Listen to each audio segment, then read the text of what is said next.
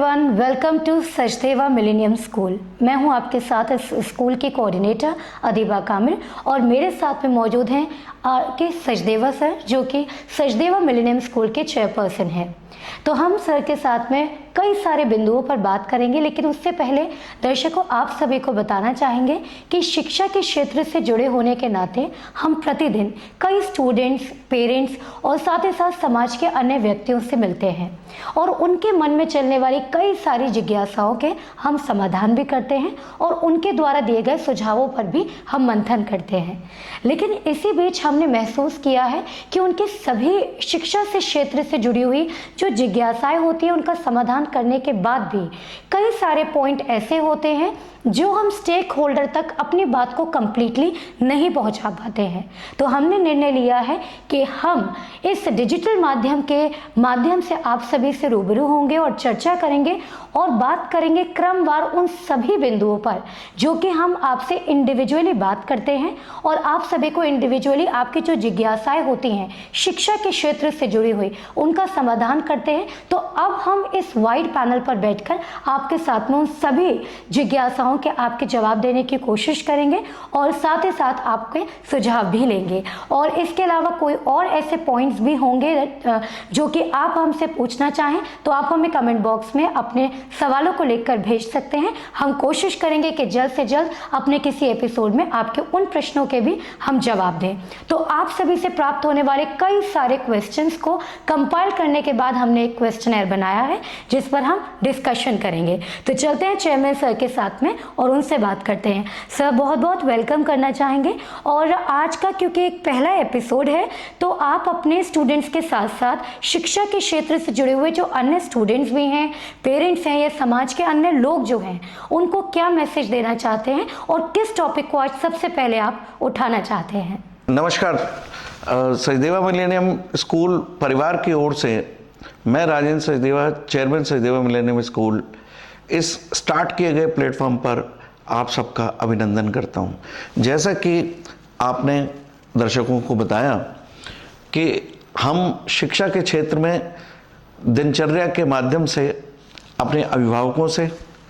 अपने बच्चों से, समाज के तमाम लोगों से मिलते हैं और शिक्षा के क्षेत्र में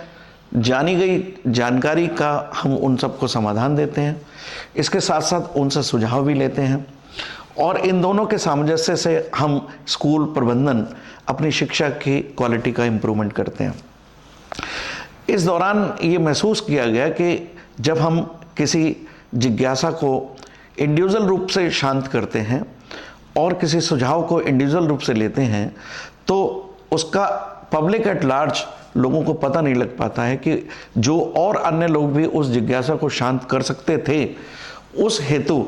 आज हमने इस प्लेटफॉर्म का इस्तेमाल करने का प्रयास किया है ताकि हम उन समस्याओं को जो लोगों के द्वारा उठाई गई, उन सबका समाधान जो हमने उनको सुझाया, उस चीज़ों को देखने के लिए हम पब्लिक एट लार्ज हमारी बात, हमारे सुझाव और हमारी कार्यप्रणाली हमारे अभिभावकों तक पूर्ण रूप से पहुँचे एट लार्ज, उसके प्रयास में ये एक प्लेटफॉर्म स्टार्ट किया गया है। और जैसा कि आपने अभी हमारे अभिभावकों को बताया कि शिक्षा से क्षेत्र से जुड़ी हुई समस्याओं को और उनके समाधानों को हम एपिसोड वाइज लोगों से डिस्कस करेंगे ताकि लोग उन सारी समस्याओं के जो उनके मन में पहले से ही उमड़ रही थी उन सब के समाधान पब्लिक एट लार्ज पहुँचे। तो उसी संदर्भ में आज मैं सर्वप्रथम आपके अनुसार मैं पेरेंट्स को कोविड-19 के बाद स्कूल खोलने की स्थिति में स्कूल प्रबंधन, अभिभावक और बच्चे किस तरह की समस्याएं का सामना कर रहे हैं और स्कूल प्रबंधन उस समस्याओं के समाधान के लिए क्या कोशिश कर रहा है। और उसी के अंतर्गत आज इस चर्चा का मुख्य विषय ये भी है कि ये बात मैं अपने पेरेंट्स तक पहुंचाऊं ताकि वो भी इस समस्या के समाधान के लिए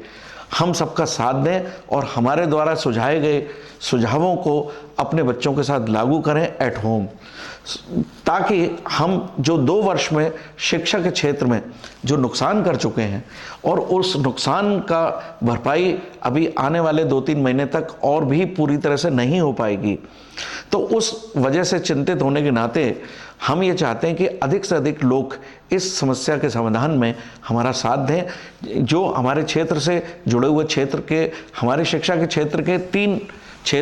तीन लोग जुड़े होते हैं। एक अभिभावक होता है, एक स्कूल है और एक बच्चा है, और साथ में इन तीनों लोगों पर समाज का भी कुछ प्रभाव पड़ता है। तो उस स्थिति में मैं आज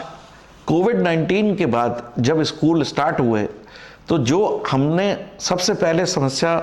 से रूबरू हो रहे हैं, वो सबसे पहली समस्या है हमारे छोटे बच्चे। यानी कि जो बच्चा नर्सरी में आज से 2 साल पहले स्कूल में आना चाहिए था, वो बच्चा 2 वर्ष बाद घर में पढ़ाई करके किसी भी तरह से मैनेज करके, और उनके माँ बाप ने जैसे भी कोशिश की या ऑनलाइन से कुछ मदद ली या कुछ उन्होंने खुद लिखने की कोशिश सिखाई, लेकिन वो स्कूल परिसर की क्षतिपूर्ति नहीं कर पाए। जो कार्य स्कूल में बच्चे के साथ किया जा सकता है वो ना तो ऑनलाइन मोड पे किया जा सकता था, ना बच्चे के परिवार के लोग अपने अलग तरीके से इसको कर सकते थे। लेकिन मजबूरी के चलते जब ये कार्य हुआ तो आज एक बहुत बड़ी समस्या हम छोटे बच्चों के केस में रूबरू होते हैं रोज। बच्चों की राइटिंग स्किल बहुत ही प्रभावित हुई है। उस राइटिंग स्किल में ये समस्या आ गई कि एक बच्चा, क्योंकि जब घर पे उसने ऑनलाइन में टीचर को पढ़ाते सुना, कुछ अल्फ़ाबेट पढ़ाते सुना, कुछ करते सुना, लेकिन उसने राइटिंग में काम करने की कोशिश उसकी मदर ने जितनी की, लेकिन जो हम लोग स्कूल में बाकायदा सिस्टमेटिकल तरीके से कराते हैं, वो स्कूल के अंदर बच्चा दूसरे बच्चे को भी साथ में देखता है। वो जो उसका नुकसान हुआ है उसकी भरपाई अभी तक नहीं हो पा रही है। स्कूल प्रयास कर रहे हैं, बच्चों की राइटिंग स्किल सुधारने की कोशिश कर रहे हैं और बच्चों के कॉन्सेंट्रेशन लेवल को ठीक करने की कोशिश कर रहे हैं, और बच्चों को क्लास मैनेजमेंट कैसे होता है उसके बारे में सिखाने के लिए कोशिश कर रहे हैं। लेकिन इस स्तर पर भी अभी मेरी अभिभावकों से और खासकर विशेषकर बच्चों की मदर से ये अपेक्षा है कि वो इस काम के लिए, बच्चों की राइटिंग स्किल सुधारने के लिए स्कूल की पूरी मदद करें, स्कूल के इंस्ट्रक्शंस फॉलो करें। राइटिंग के जो पैटर्न स्कूल अलग अलग तरीके से सिखाता है, उस स्कूल के पैटर्न को प्रॉपरली फॉलो करें, तो आने वाले 1-2 महीने में इस क्षतिपूर्ति को किया जा सकता है। इसके साथ साथ एक फेस और है। छोटी उम्र से बच्चों के अलावा भी जो बड़ी क्लासेस के बच्चे हैं, उन सब के साथ 2 प्रॉब्लम हुई हैं। एक तो उनकी एक लाइफ स्टाइल डिस्टर्ब हो गई है। उन लोगों को स्कूल आने की प्रवृत्ति उनकी धीरे धीरे, क्योंकि वो लोग लेट नाइट तक ऑनलाइन क्लासेस की वजह से कुछ कोर्स करते थे, अब उन्हें स्कूल के अंदर आना पड़ता है, तो वो धीरे धीरे, हालांकि काफ़ी इम्प्रूवमेंट आ गया है, हमारे सारे बच्चे टाइम पर स्कूल आने की कोशिश कर रहे हैं। उनकी ड्रेस सेंस भी ठीक होने लगा है जो पहले ख़राब हो गया था। लेकिन उसके बाद भी उनके साथ भी प्रॉब्लम एक और आ रही है कि जब अभी रिसेंटली यूनिट टेस्ट या एग्जामिनेशन लिए गए तो उनकी राइटिंग स्पीड में कमी आ चुकी थी, और उस स्पीड को कंट्रोल करने के लिए और लिखने की आदत को लाने में अभी काफ़ी टाइम लग रहा है। निश्चित रूप से हम आने वाले समय पर इस चीज़ को इम्प्रूव कर जाएंगे। हम सब, आप पेरेंट्स को रिक्वेस्ट करते हैं कि इस स्थिति से भी निपटने के लिए आप हम लोगों को पूरी तरह से सहयोग करें और बच्चे को रोज स्कूल भेजने की कोशिश करें, ताकि वो स्कूल के एनवायरनमेंट को फिर से अडाप्ट करे और पूरी तरह से उसमें रम जाए, और जो उसका जो नुकसान हुआ है वो स्पोर्ट्स की फील्ड में भी उसका इम्प्रूवमेंट हो रहा है, उसके एक्स्ट्रा करिकुलर एक्टिविटीज़ में भी इम्प्रूवमेंट हो रहा है, और उसके डिबेटिंग पोजीशन में बच्चों के साथ कॉम्पिटिटिव सिचुएशन जो आ रही है, जो वो उसको नहीं मिली थी 2 साल तक, वो बच्चों के कॉम्पिटिटिव मैनर में अपने पढ़ने की कोशिश करता है। एक बहुत बड़ा पहल है, और शायद सच्चाई लोगों को समझ आई है कि स्कूल के फिजिकल प्रेजेंस की कितनी ज़रूरत है। अब इस सारी समस्याओं के जूझते हम लोग समस्याओं के समाधान के साथ साथ अब क्वालिटी इंप्रूवमेंट की तरफ बढ़ रहे हैं आगे, और निश्चित रूप से समर वेकेशन के बाद कुछ और भी हम चेंजेस लाएंगे, ताकि जो बच्चों का पिछले कई वर्षों से नुकसान हुआ है उस नुकसान की भरपाई फिजिकल मैनर में हम कैसे कर पाएँ, ये हमारा प्रयास है। उसके लिए हमने काफ़ी कुछ प्लान किया है, कुछ कैलेंडर्स बनाए हैं,